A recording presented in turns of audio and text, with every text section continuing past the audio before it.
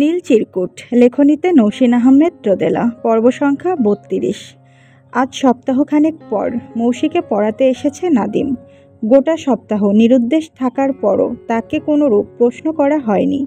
কেন প্রশ্ন করা হয়নি তার ঠিক ধরতে পারছে না নাদিম। ধরার জন্য যে বিশেষ চেষ্টা চালাচ্ছে এমনটাও নয়।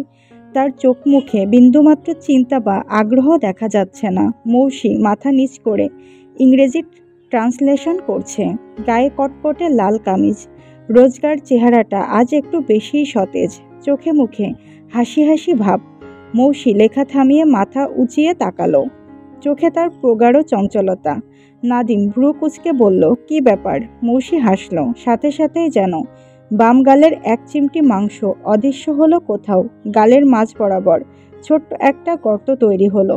ভারী মিষ্টি দেখালো সেই মুখ। পাতলা ঠোঁট নেড়ে শুধালো, আমার একটা ইচ্ছা পূরণ করবেন স্যার, প্লিজ? মৌসির আশাভরা সকৌতুক চোখের দিকে তাকিয়ে খুব স্বাভাবিক কণ্ঠে জবাব দিল নাদিম, না। মৌসির মুখটা মুহূর্তে চুপসে গেল। এই লোকটা ভারী অভদ্র, বিন্দুমাত্র ম্যানার্স নেই। মুখের ওপর কথা বলতে 2 সেকেন্ডও ভাবতে হয় না তার। না শুনেই না করে দিল। কেন? এভাবে কাউকে না করতে নেই। মিছে মিছেও তো রাজি হতে পারতেন। আমি নিশ্চয়ই ভয়াবহ কিছু চাইতাম না। মৌসির কণ্ঠে তরল অভিমান। নাদিম মৃদু হেসে বলল, আমি অযথা মিথ্যা বলি না মৌসি। তাই বলে এভাবে অপমান করবেন? অপমান করলাম নাকি? করলেনই তো। অ্যাটলিস্ট ইচ্ছেটা জিজ্ঞেস করতে পারতেন। নাদিম দীর্ঘশ্বাস ফেলে বলল, তোমার ইচ্ছে শোনার ইচ্ছে আমার হয়নি বলেই জিজ্ঞাসা করিনি। নিজের ইচ্ছেকে গুরুত্ব না দিয়ে অন্যের ইচ্ছেকে গুরুত্ব দেওয়া আমার পছন্দ নয়। মৌসির মুখে অন্ধকার কেটে গেল। বই খাতা গুছিয়ে রেখে উৎসাহী কণ্ঠে বলল, আজ পড়ব না, শিখব। নাদিম ভ্রু কুঁচকালো, কি শিখবে? বই খাতা বন্ধ করে রাখলে শিখবে কিভাবে?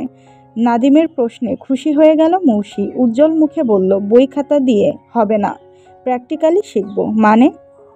মৌসি দ্রুত হাতে টেবিলের ড্রয়ার খুলল। ড্রয়ার থেকে সাদা কাগজে মোড়ানো একটি সিগারেটের প্যাকেট আর দেশলাই বের করলো। মৌসির ড্রয়ারে সিগারেট আর দেশলাই দেখে অবাক হলো নাদিম। কৌতূহলী চোখে দেখতে লাগলো মৌসির অদ্ভুত সব কর্মকাণ্ড।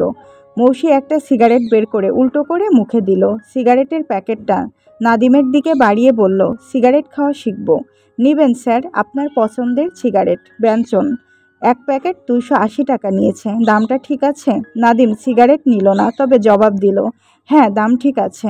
আমার হাতে সিগারেট দেখে অবাক হচ্ছেন না স্যার? একদমই হচ্ছি না তা নয়, তবে যতটুকু হয়েছি ততটুকু হওয়া উচিত হয়নি। মেয়েদের হাতে সিগারেট থাকাটা অবাক হওয়ার মতো কিছু নয়। অনেক মেয়েই সিগারেট খায়। মৌসি একটু অসন্তুষ্ট হলো। মুখ থেকে সিগারেটটা সরিয়ে শক্ত কণ্ঠে বলল, সব মেয়ের সাথে আমার তুলনা করবেন না। আমি সব মেয়েদের মতো নই। সিগারেটের প্যাকেটটা আমি আপনার জন্য কিনেছি। আপনি কি আমার সামনে বসে একটা সিগারেট খাবেন? না।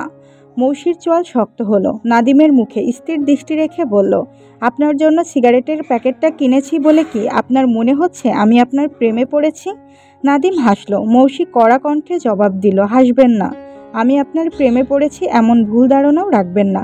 সেদিন আপনাকে সিগারেট খেতে দেখে হঠাৎই সিগারেট কিনতে মন চাইলো। আমি এমনই একটি প্যাকেট ড্রাইভারকে গিফট করেছি। এটা বড় কোনো ব্যাপার না। মৌসির রুট কথার কোনোটি নাদিমকে তীব্র আঘাত হানল বলে মনে হলো না। মৌসি বিরক্ত চোখে চেয়ে রইল। নাদিম ফোন হাতে উঠে দাঁড়ালো। অত্যন্ত দায়সারা কণ্ঠে বলল, তুমি নিজেই নিজেকে ডিসক্লোজ করছো মৌসি। তুমি কাকে কি গিফট দিচ্ছ আর কাকে দিচ্ছ না তাতে আমার বিন্দুমাত্র আগ্রহ নেই। বিশ্ববিদ্যালয় চত্বরে প্রয়োজন বা অপ্রয়োজনীয় দামি গাড়ি নিয়ে ছায়ার মতো কাকে লক্ষ্য করে বেড়াচ্ছ তাতেও আমার আগ্রহ নেই। আমার আগ্রহ খুবই সীমিত। আমার সীমিত আগ্রহে তুমি বা তুমি সম্পর্কিত কোনো ব্যাপার নেই। মৌসি মাথা নিচু করে ফেলল। খুবই সুনিপুণভাবে ধরা পড়ে গিয়েছে সে। দূর থেকে নাদিমের আড্ডামহল নির্বিশেষ তাকিয়ে থাকার ব্যাপারটা খুবই নগ্নভাবে জেনে গিয়েছে নাদিম। খেয়ালও করেছে। লজ্জায় আর অপমানে ভেতরটা টলমল করছে তার। মৌসির গলা দিয়ে কোনো কথা বেরোলো না। বহু কষ্টে বলল, আপনি কাল আসবেন না স্যার? নাদিম তীব্র বিতৃষ্ণা নিয়ে বলল, আমি অভদ্র মেয়েদের ঠিক সহ্য করতে পারি না মৌসি। মৌসি টলমলে চোখ দুটোতে এবার বর্ষণ হলো। আত্মসম্মানের এমন রূঢ় বলিদানে টলমল করছে তার বুক। প্রচণ্ড রাগে জ্বলে যাচ্ছে শরীর। নাদিমের এই মুখের উপর কথা বলে দেওয়ার স্বভাবটাই একসময় অসহ্য লাগতো মৌসির। রাগ লাগতো, বিরক্ত লাগতো। দুর্ভাগ্যবশত আজ নাদিমের এই স্বভাবটার জন্যই তাকে এত ভালোবাসে মৌসি। নাদিম সবসময় কেন এত অবহেলা করে তাকে? 2 টাকার দামও দেয় না। মৌসি কি এতটাই তুচ্ছ? টাকা পয়সার সৌন্দর্য কোনো কিছুতেই পিছিয়ে নেই মৌসি, তবুও কেন এত বিরাগ নাদিমের? ওই যে মৌসির লুকিয়ে চুরিয়ে নাদিমকে দেখে, তার সিগারেট খাওয়ার মতো তুচ্ছ স্বভাবটাতেও ভাবনাতীত মুগ্ধ হয়। মেয়ে বান্ধবীরা তাকে একটুখানি ছুঁয়ে দিলেই কেঁদে ভাসায়। এসব কি চোখে পড়ে না নাদিমের? মৌসির মতো অত আয়োজন করে কেউ কি ভালোবাসতে পারবে তাকে? তবুও নাদিম উদাসীন। আচ্ছা, আর কি চাই নাদিম? নাদিমের চাহিদাটা মৌসির মাঝেই কেন নেই? 8 ঘন্টা হলো হাসপাতাল থেকে বাসায় ফিরেছে আরফান। গায়ে তার 1000 টন ক্লান্তি। গত 3 দিন ভয়ানক ব্যস্ততায় সময় কেটেছে তার। নম্রতার সাথে যোগাযোগটাও হয়ে ওঠেনি। যোগাযোগটা মূলত আরফান ইচ্ছে করেই করেনি। আরফান নম্রতাকে সময় দিতে চায়, একটু সময় তার নিজেরও প্রয়োজন। একটা সম্পর্ক এগিয়ে নিতে যে মানসিক বোঝাপড়াটা দরকার, তা এখনও গড়ে ওঠেনি তাদের। আরফান বাইরের পোশাক গায়েই বিছানায় গা এলিয়ে দিল। পুরো ঘরে বেলি ফুলের সুবাস। জানালার ভারী পর্দা ভেদ করে আসছে শরতের শিরশিরে বাতাস। চাঁদের আলোয় চকচক করছে থোকা থোকা বেলি ফুলের রাজ্য। সেই রাজ্যে মুহূর্তে উদয় হলো শ্যামলতা। সেই লাল পেরো সাদা শাড়ি, আলতারাঙা খালি পায়ে পায়েল বাজছে।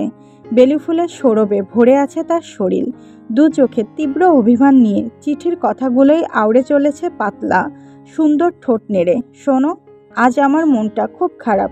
এই মনটা খারাপ ছিল দীর্ঘ 4 বছর। প্রগাঢ় এক মন খারাপ নিয়েই কিশোরী থেকে যুবতী হয়েছি, নিতান্তই বাচ্চা থেকে পরিপূর্ণ নারী হয়েছি। তুমি প্রশ্ন করেছিলে তুমি হারিয়ে গিয়েছো নাকি হারিয়ে ফেলেছ আমায়। আমি প্রশ্ন করতে চাই, তুমি কি ভালোবেসেছিলে নাকি জাদু করেছিলে আমায়? না দেখে না শুনে এক কাল্পনিক পুরুষের প্রতি এই প্রগাঢ় ভালোবাসা কি করে তৈরি হয়েছিল জানি না। কি করে তাকে পাওয়ার জন্য ব্যাকুল হয়ে গিয়েছিলাম জানি না। হয়তো কিশোরী ছিলাম বলেই। তুমি একবার বলেছিলে কিশোরীরা খুব যত্ন করে চিঠি লিখতে পারে, যুবতীদের সেই গুণ থাকে না। আজ পরিপূর্ণ যুবতী রূপে অধিষ্ঠ হয়ে বুঝতে পারছি সেই গুণটা আসলেই যুবতীদের থাকে না, থাকতে নেই। তোমার নামে এই চিঠিটা আমি লিখতে পারছি না। কালো অন্ধকার শব্দ ভাণ্ডারে ছোট্ট ছোট্ট ভালোবাসাময় শব্দ আমি খুঁজে পাচ্ছি না। বারবার আটকে যাচ্ছে কলম। ইচ্ছে হচ্ছে নীলাভ এক কাগজটিতে মন খারাপের দীর্ঘ গল্পটা ছড়িয়ে ছিটিয়ে দিই। এই ভয়ানক মন খারাপের সাথে তোমার অস্তিত্ব যে কতটা প্রগাঢ় ছিল তা তুমি দেখো। একটিবারের জন্য হলেও চমকে ওঠো, উপলব্ধি করো তুমি বড় নিষ্ঠুর। এই 4 বছরে অনেক বদলেছি আমি। হারিয়েছি আমার চঞ্চলতা, হারিয়েছি এক সমুদ্র চোখের জল। এত কিছু হারিয়েছি শুধু তোমার জন্য। কত কত প্রশ্নমাখা চিঠি জমিয়েছি শুধু তোমার নামে। সব কয়টার উত্তর চাই আমার। প্রশ্নমাখা চিঠিগুলো আকাশে উড়িয়ে আমাকে শাপমুক্ত করো প্লিজ। এই বন্দিনী রাজকন্যাকে শেকল মুক্ত করে অনুভূতির সাগরে ভাসিয়ে দাও। আমি সত্যিই ভাসতে চাই, শরতের মেঘের মতোই উড়তে চাই। আমার বড্ড দুঃখ বুঝলে, আমি খুব দুঃখী। গত 4 বছর 4380টি রাত শুধু তোমায় দেওয়া শাস্তির কথা ভেবেই কাটিয়েছি আমি। কতটা দুঃখ তোমায় দেব বলে জমিয়ে রেখেছি জানো। কিন্তু তুমি যখন সত্যি এলে তখন কেমন অসহায় হয়ে পড়লাম দেখো। কিভাবে এত দুর্বল হয়ে পড়লাম আমি তোমাকে ক্ষমা করতে চাই না, কিন্তু এই না চাওয়াটা আমার কথা শুনছে না। তোমাকে তীব্র দুঃখী দেখতে চেয়েও পারছি না। বড় দুঃখ হচ্ছে আমার। এই দুঃখ কি করে তাড়াই বলো? তোমার শ্যামলতা। পাশ থেকে খিলখিল হাসির শব্দে ভাবনা কাটল আরফানের। চোখ মেলে পাশে তাকালো। আরফানের পাশেই অর্ধেক শরীর বিছানার বাইরে ঝুলিয়ে শুয়ে আছে নিদ্রা। খিলখিল করে নিরন্তর হেসে চলেছে। হাসির দাপটে তার শরীর কাঁপছে। আরফান নিজেও হাসল। উঠে বসতে বসতে বলল, হাসছ কেন? নিদ্রা উঠল, বিছানায় পা মুড়ে বেশ আরাম করে বসে বলল, তুমি ঘুমিয়ে ঘুমিয়ে কার সাথে কথা বলছিলে? খুবই অড টাইপের কথা বলছিলে। আমি শুনে ফেলেছি। অড টাইপ কখনো নয়। আমি খুবই মিষ্টি একটা মেয়ের সাথে কথা বলছিলাম। মিষ্টি মেয়েদের সাথে মিষ্টি মিষ্টি কথা বলতে হয়। আমি নিশ্চয়ই মিষ্টি কোনো কথা বলছিলাম। তুমি মিথ্যা বলছো। নিদ্রা চোখ বড় বড় করে বলল, মিষ্টি মেয়ে? Oh my god, who is this sweet girl? তুমি কি প্রেমে পড়েছ? আরফান উঠে দাঁড়ালো, জানালার পর্দাটা পুরোপুরি সরিয়ে দিয়ে ভারী নিঃশ্বাস নিল। রহস্যময়ী হেসে বলল, অনেকটাই। নিদ্রা লাফিয়ে উঠে বলল, কি বলছো? কে সেই মেয়ে? তুমি তাকে চেনো? নিদ্রা ভাবে। বেশ কিছুক্ষণ আকাশ পাতাল চিন্তা করে লাফিয়ে উঠে বলল, ও my god, O my god. ওই ছোড়াছুড়ি মেয়েটা? তুমি ওই ছোড়াছুড়ি মেয়েটার প্রেমে পড়েছ? সাংঘাতিক। নিদ্রার এমন অদ্ভুত সম্বোধনে হেসে ফেলল আরফান। ওর নাম ছোড়াছুড়ি নয়, ওর নাম শ্যামলতা। নিদ্রা অবাক হয়ে বলল, শ্যামলতা? বেশ মিষ্টি নাম তো।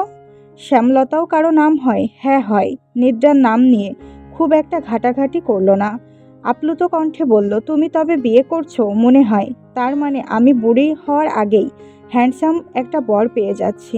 আরফান হেসে ফেলল। নিদ্রা খুশি হয়ে মায়ের কাছে ছুটে গেল। তাকে দুর্দান্ত এক খবর দিতে হবে, এখনই এবং এখনই দিতে হবে। আরফান বাইরের কাপড় ছেড়ে ফ্রেশ হলো, তারপর ছাদের মাঝ বরাবর বেলি ফুলের রাজ্যে চেয়ার টেনে বসলো। ছাদের সব লাইট অফ করে পুরাতন এক হারিকেন জ্বালালো।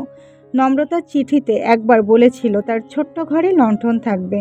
আরফান বহু কষ্ট করে এই প্রাচীন লণ্ঠন জোগাড় করেছে প্রায় 5 বছর আগে।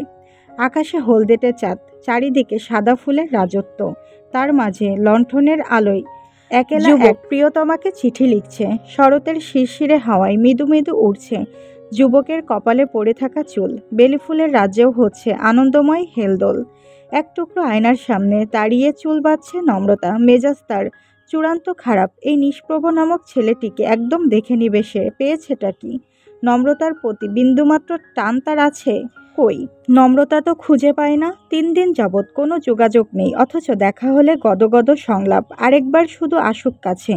ধাক্কা দিয়ে যদি মেন হলে না ফেলেছে তো তার নাম নম্রতা না, অভদ্র একটা। নম্রতা এবার সত্যি সত্যি বিয়ে করে ফেলবে।